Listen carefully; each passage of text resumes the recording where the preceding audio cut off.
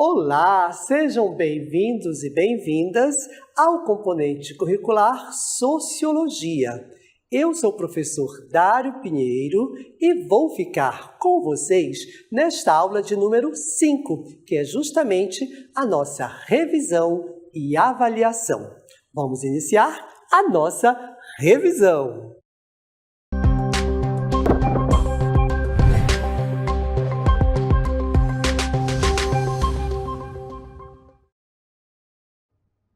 Nós iniciamos o nosso componente curricular na unidade 1, trazendo uma temática que provavelmente você conhece muito bem, que são as redes sociais. Exatamente! Se falarmos de rede social, você vai dizer, isso eu sei, isso eu conheço. Mas nós perguntamos para vocês, e à luz da sociologia, você sabe como se conceitua rede social? Pois muito bem, vamos tentar conceituar de novo aqui na nossa revisão e vamos começar com a sociedade em rede para entendermos melhor como este conceito funciona dentro da nossa realidade. E vimos que sociedade em rede é um conceito dentro da sociologia para designar uma sociedade organizada em todos os âmbitos a partir de um sistema comunicacional mediado por tecnologias. É muito importante frisar que sociedade em rede está em todos os âmbitos organizada através de um sistema comunicacional. E isso, gente, não acontece apenas nos dias atuais. Essas técnicas e esses recursos de comunicação, eles sempre estiveram presentes na história da humanidade. Vejam bem aqui, estamos nas paredes de uma caverna com a arte rupestre. Lembram a nossa aula de arte? Pois muito bem. Então, aqui os homens, desde a pré-história,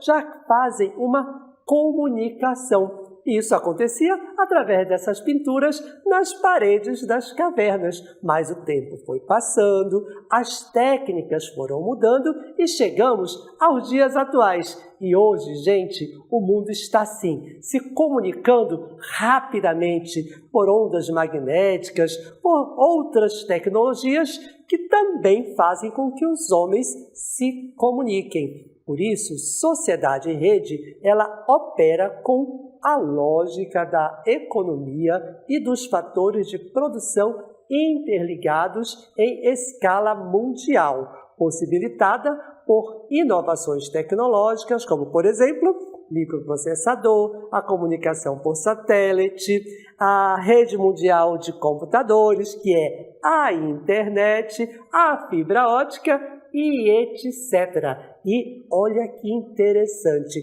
toda essa tecnologia ela vai relativizar a questão do espaço e do tempo. Mas por que isso? Porque com a rede de comunicação via internet é muito fácil se comunicar com alguém, por exemplo, lá do outro lado do mundo. Imediatamente eu entro aqui no meu computador, entro no meu tablet, entro no meu celular e aí eu falo com alguém que está longe, muito longe, porque essa rede de comunicação aqui, que é a sociedade em rede, permite que essa comunicação se dê de forma imediata. E tem um sociólogo que nós apresentamos para vocês que percebeu isso e disse, isso merece ser estudado. Precisamos compreender como é essa nova forma de se organizar e de pensar em sociedade na era digital. E esse sociólogo é Manuel Castells. Ele, sim, não foi um dos primeiros, mas ele conseguiu sistematizar. Ele é um sociólogo espanhol que tornou-se uma figura central no estudo da sociedade da informação, da comunicação na era digital. Ele é um autor muito importante que nós estamos trazendo para vocês e é com base no seu pensamento e no seu estudo que nós estamos falando aqui para vocês da sociedade em rede. E ele lançou 3 obras muito importantes, que é a trilogia de Castells. Esta trilogia, claro, é composta por 3 livros, como nós já falamos para vocês. O volume 1 foi escrito em 1996, quase no final do século XX. E o nome desse primeiro livro foi Sociedade em Rede. Logo a seguir, no ano seguinte, 1997, Manuel Castells vai lançar o volume 2, que se chamou O Poder da Identidade.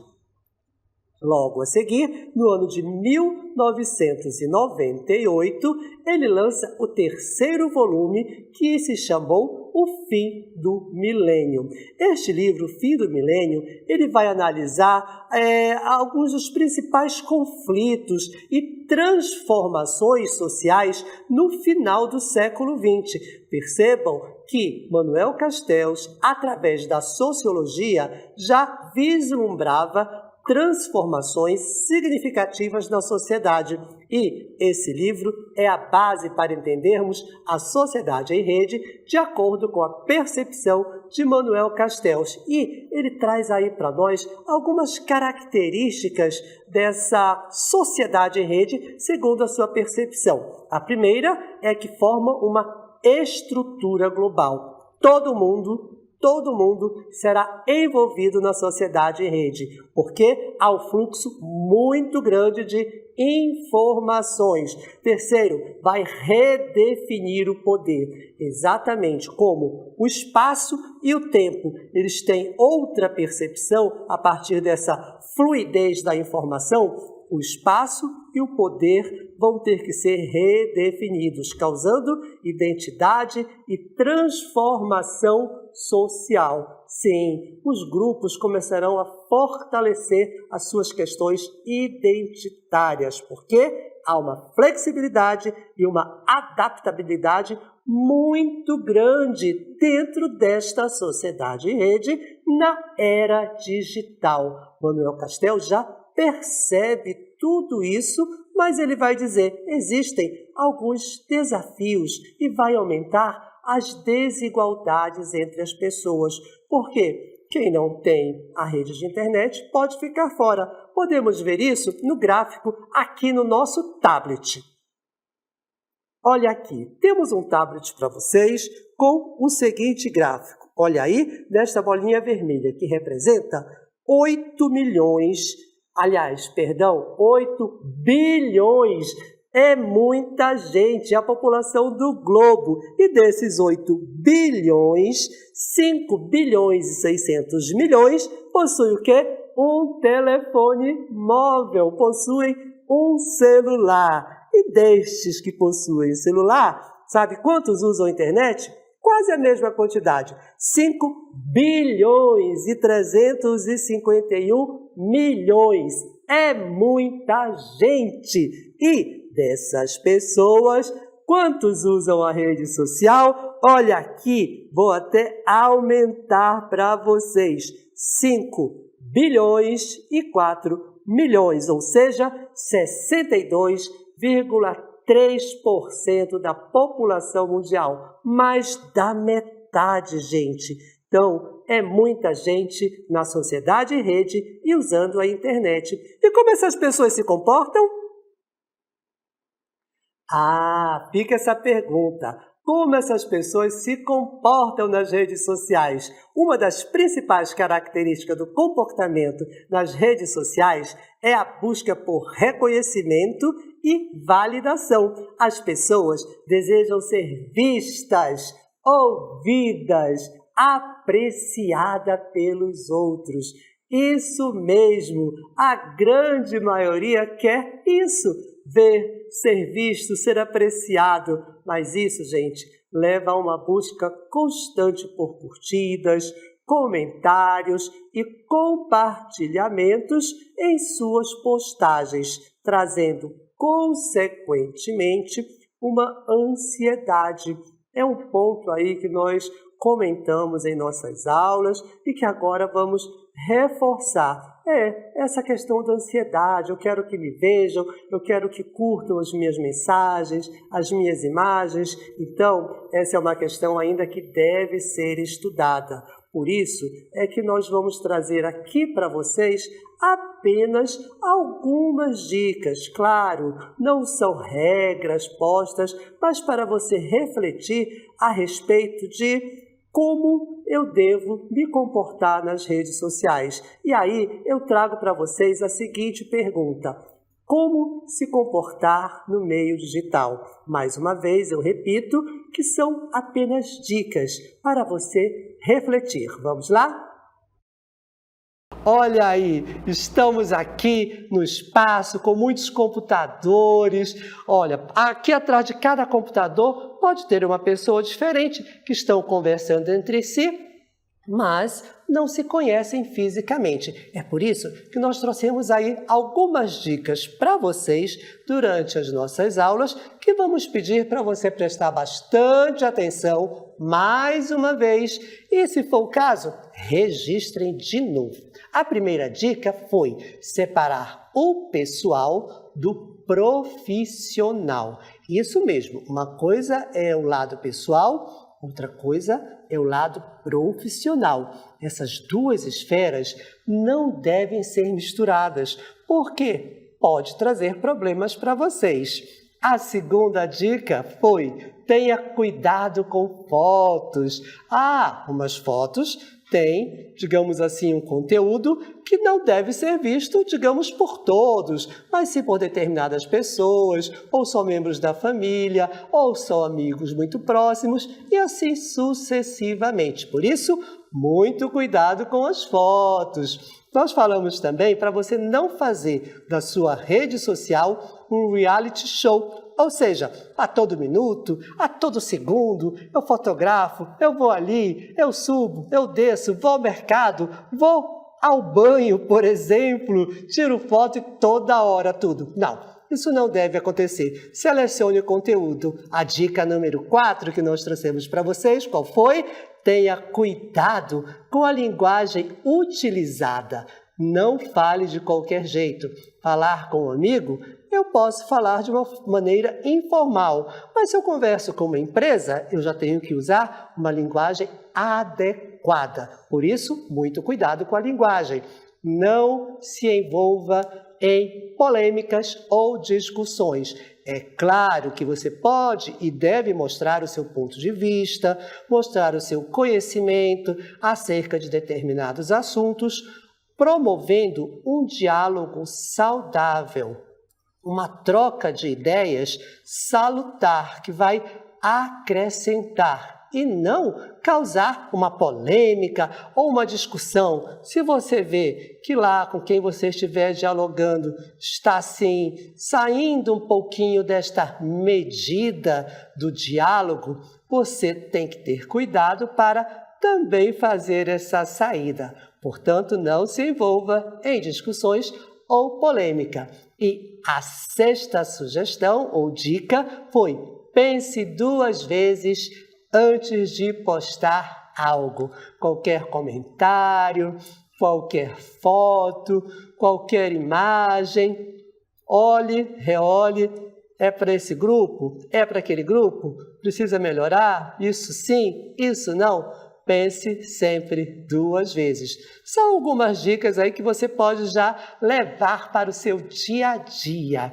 Mas e aí? Se eu fizer diferente, será que a lei vai me punir? Como está essa legislação para o comportamento nas redes sociais? É uma pergunta. No Brasil, existe o projeto de lei que cria a Lei Brasileira de Liberdade, Responsabilidade e Transparência na Internet. Mas isso, gente, é apenas um projeto de lei, o PL 2630 do ano de 2020, também conhecido como o PL das Fake News. Foi apresentado em 2020 pelo senador Alessandro Vieira e foi votado no mesmo ano no Senado. Ou seja, ele foi criado em 2020 e votado no Senado no mesmo ano em 2020. Só que tem um detalhe, gente. Desde então, 2020, passou apenas por uma comissão na Câmara e não teve previsão para ser votada pelos deputados, que até hoje, gente, buscam consenso para regras de combate à desinformação na internet, responsabilização de plataformas e garantia de fiscalização e aplicação de sanções. Ou seja, para que este projeto realmente se transforme em lei e que a sociedade tenha conhecimento de como se comportar para não ser punido. E que isso, gente, seja levado à prática para que o nosso comportamento se torne legal, ou seja, de acordo com a lei. Só reforçando, ela continua em forma de projeto de lei. É importante que se discuta para que tenhamos aí, sim, uma legislação que esteja adequada à realidade dos comportamentos indevidos dentro das redes sociais. Por isso, nós ficamos aqui com algumas dicas que nós vamos reforçar para vocês na questão da sociabilidade na era da internet. Não tem mais como fugir. Estamos na era digital. E é por isso que nós trouxemos para vocês mais algumas dicas, já que não existe uma lei, mas que são importantes para manter esta boa relação dentro das suas redes sociais, das nossas redes sociais, para que se torne um ambiente prazeroso, construtivo. E aí, nós trouxemos para vocês que na rede social é muito legal, né? Porque tem facilidade de busca por informação. Tudo que eu quero está na rede. Veja como em segundos eu me comunico com outra pessoa do outro lado do mundo, rapidamente, e vice-versa. Por quê? Porque existe agilidade e velocidade na troca de informação. Mais uma vez, em segundos, eu troco uma ideia, uma informação com outra pessoa de outro lugar, de outra cidade ou de outro país. E aí, isso também promove uma maior diversidade nas relações profissionais e pessoais. Isso é muito bom por um lado, mas temos que ter cuidado por outro. Há também, dentro dessa sociabilidade, a facilidade de pesquisa. Tudo que eu quiser saber está lá na internet. Claro, tem que haver filtros, tem que ver se a informação é verdadeira, pesquisar através de outros meios dentro da própria rede. E dentro dessa rede de informação, eu vou encontrar sempre entretenimento. Eu posso me divertir de forma sadia, sempre tendo um cuidado com o conteúdo que você vai selecionar, porque existe uma liberdade de escolha, de acesso a todos que possuem a internet. Dentro deste mundo da era da informação, como Manuel Castells nos diz, você tem sim uma responsabilidade muito grande, porque nós somos livres dentro da rede, em termos. Portanto, vejam as dicas, sigam as regras da sociabilidade e boas relações sociais virtuais. E é isso, gente. Até a próxima!